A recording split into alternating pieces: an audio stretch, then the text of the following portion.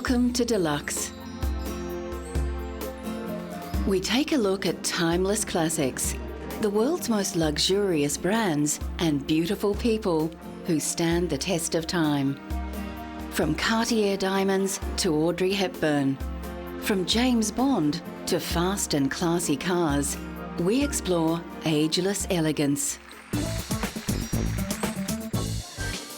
The Prince of Wales once famously called French jewellery house Cartier jewellers to kings, king of jewellers.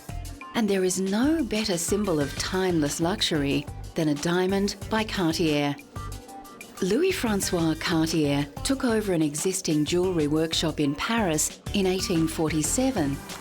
But it was his gifted grandsons Louis, Pierre and Jacques who established the worldwide brand of Cartier.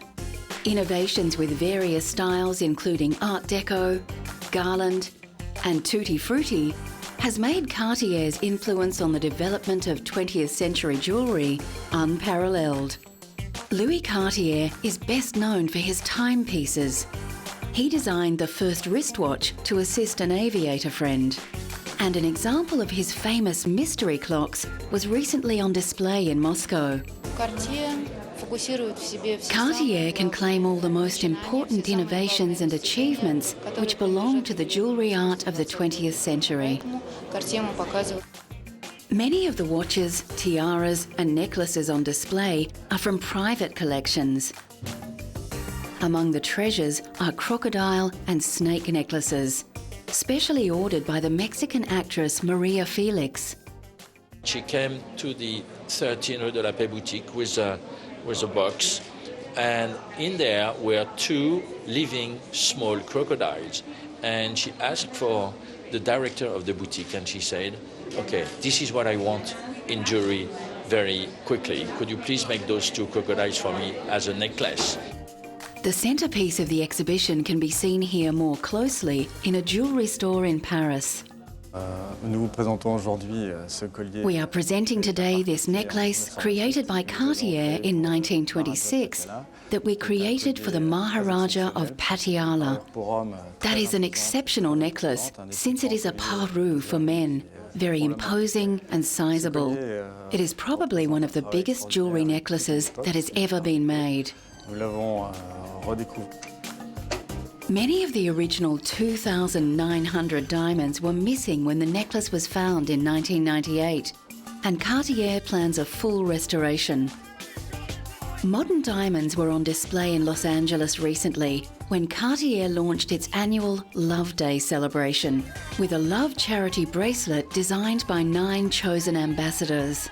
10% of sales go to the partnered organisations, and actor Hilary Duff chose a charity that helps meet the nutritional needs of children. My bracelet is a deep plum color, and my charity is called Blessings in a Backpack. And it's nice to be involved. Once the wartime rationing was lifted from Europe after the ravages of the Second World War, fashion houses bloomed into an age of elegance and opulence. This exhibition at London's Victoria and Albert Museum features over 100 gowns by Christian Dior, Christobel Balenciaga and Worth London, as well as many others. The exhibition concentrates on the so-called Golden Age of Couture between 1947 and 1957, when the combination of unrestrained style and craftsmanship turned these couturiers into world-famous names. I think the secret of Dior's success in the post-war period was that he was very familiar with the fashion industry. He'd worked for other major fashion houses before, Piaget and Lelong. So when he launched his new house in 1947, he knew exactly what he was doing. He was also very aware that everybody was fed up with wartime fashions, and so he created what Carmel Snow nicknamed the New Look. And this was a tremendously romantic look that appealed to women all over the world. There are several pieces on display by London-based couturiers such as Norman Hartnell and Hardy Amies. What was very interesting about London couture in the 1950s, as opposed to Parisian couture, was that the London designers focused on practical, wearable designs. tailoring was a great speciality. In fact, the tailors were so skilled in London that the Parisians sent their tailors over to see how it was done. 60 years after the launch of Dior's new look couture house, the market for haute couture is certainly much smaller. Still today, designers including British couturier John Galliano for Christian Dior continue to produce exquisitely detailed pieces, keeping the traditional skills of the couturier alive for a more modern clientele. Perhaps no one personifies elegance and timeless beauty more than the film star Audrey Hepburn. Born to an English father and a Dutch mother who was a former baroness, Hepburn has won Academy, Grammy, Emmy and Tony Awards for her stage and screen work. She also received the Presidential Medal of Freedom for her charity work.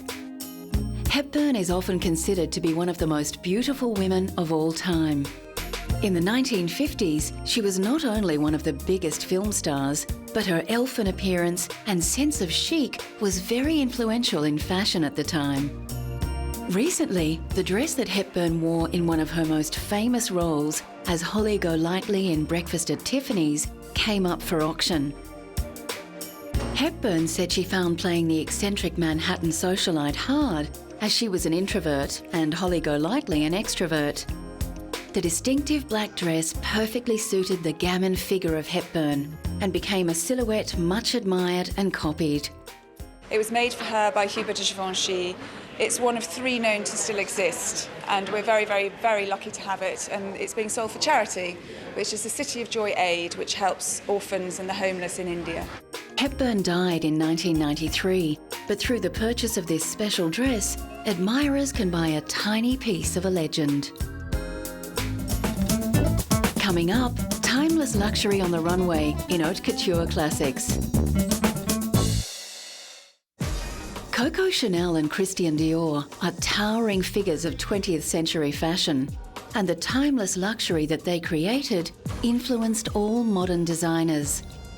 One of the most glamorous women of her time, Chanel was born in a poorhouse.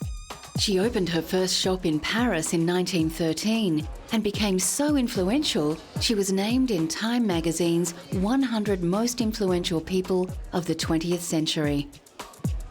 German designer Karl Lagerfeld has designed for Chanel since 1983, and his designs continue the pursuit of expensive simplicity that Coco began decades earlier.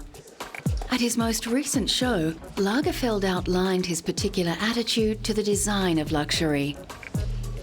Chanel tweed is all hand-woven on small looms and it's very, very expensive. But I like the idea to treat something that expensive like something inexpensive, like jeans, because I never use the word cheap, and to have an attitude with luxury as if luxury was not expensive. Lagerfeld's latest project has been to commission 20 leading contemporary artists to create works of art based on Chanel's iconic quilted handbag. The mobile art exhibition will tour for 2 years. Recently, Chanel Diamonds took centre stage in the Plaza Hotel in New York City, where celebrities, socialites and models gathered to celebrate the US debut of 20 one-of-a-kind diamond pieces from the Chanel archives. The black and white gala was held in homage to Chanel's signature colours, and Truman Capote's legendary black and white ball held in the same location in 1966.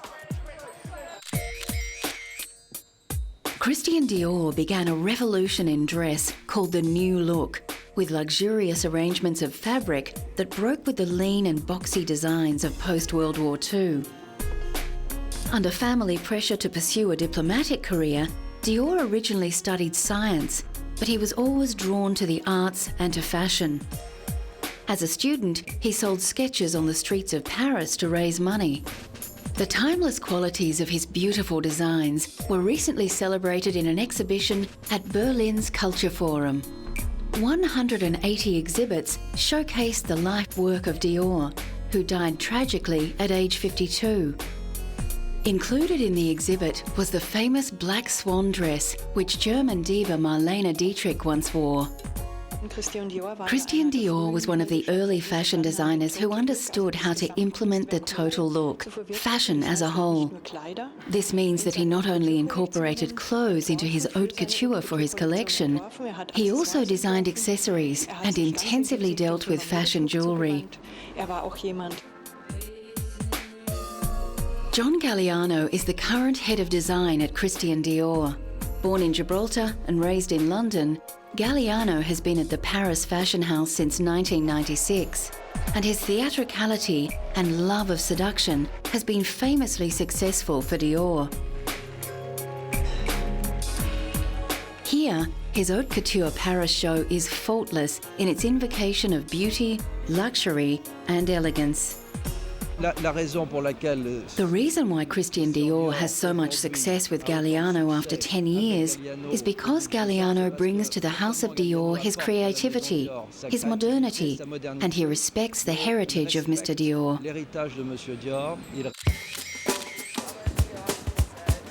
A master of haute couture, Giorgio Armani follows in the footsteps of Chanel, with his timeless tailored designs redefining what is feminine and what is masculine. Italian-born Armani began as a designer in well-known fashion house Nino Cerruti Jimenez, before beginning his own label in 1974.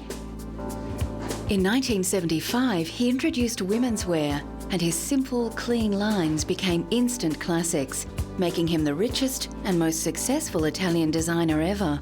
Very, very elegant. His style doesn't shriek, it whispers. And I think when people are wearing his clothes, the clothes don't wear them. They feel very elegant, they always feel perfectly dressed for any occasion, and I think they feel comfortable. At a retrospective in the Royal Academy of Arts in London, the timeless quality of Armani's designs is more than apparent. If you bought sort of a navy or a beige or a black Armani trouser suit, you'd probably still be wearing it in 10 or 15 years. I mean, you may change the t-shirt or whatever you put underneath it, but essentially the trouser suit or the skirt suit would really last almost a lifetime. In 2003, Armani was honoured in Beverly Hills with the inaugural Rodeo Drive Walk of Style Award, a fitting tribute to a man who has shaped public taste. A who's who of Hollywood celebrities walked the red carpet to celebrate a man who has changed the way the world dresses. Well, I think he's sort of been the arbiter of taste for the last at least 25 years. He's managed to transform a lot of women who didn't know what the hell to wear into a lot of women who look great. Sophia Loren, who is rarely seen in public, made an exception for Armani, who is a close friend. Giorgio Armani is unique. After his huge success with the film American Gigolo, where he dressed the sex symbol Richard Gere, Armani became the preferred courtier for a long list of Hollywood stars. These include Jodie Foster, Michelle Pfeiffer, Julia Roberts, Robert De Niro, George Clooney, and Samuel L. Jackson, who remembers his first Armani purchase. I actually bought a sweater, and it was one of those feelings of success for me, you know, because I've been going by the store and kind of looking at stuff, and one day I finally was able to just walk in there and buy this sweater that I'd coveted for a while. And, you know, it was a feeling of having made it, you know, that I didn't feel bad about buying it, and I was overjoyed that I could afford it. And once I got home and put it on, you know, it was kind of like dancing around in the mirror, looking at myself in it and feeling, yes, I own Armani. Recently, Armani brought his uber chic to Japan, where he opened a high-rise flagship store in Tokyo. Armani's understated elegance and palette of blacks and beiges is expected to fit extremely well with typically restrained Japanese taste. The Hollywood stars that I think look cool usually are wearing Armani. So for me, it's a way to boost my self-image. Coming up, the man and the cars that exemplifies timeless luxury.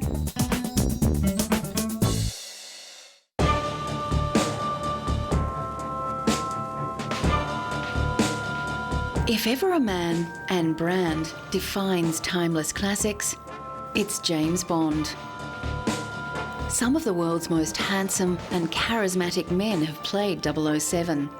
the British agent who breaks all the rules, but always gets the villain. James Bond is known for his taste in fast cars, beautiful women, and dry martinis. Over 20 films have been made about his adventures, films that have earned an approximate $11 billion worldwide.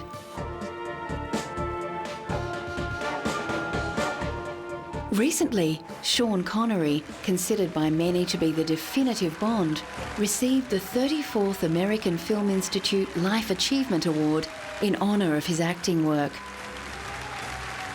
Connery starred in 7 Bond films, but originally Ian Fleming, the creator of the James Bond series, was unwilling to cast Connery, considering him too unrefined.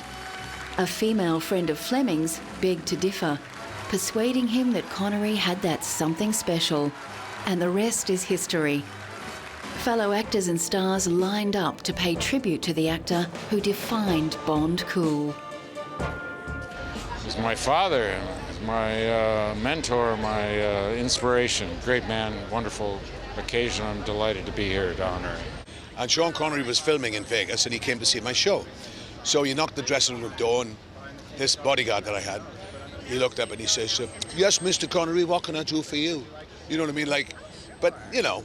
So Sean went and lifted him up, my bodyguard,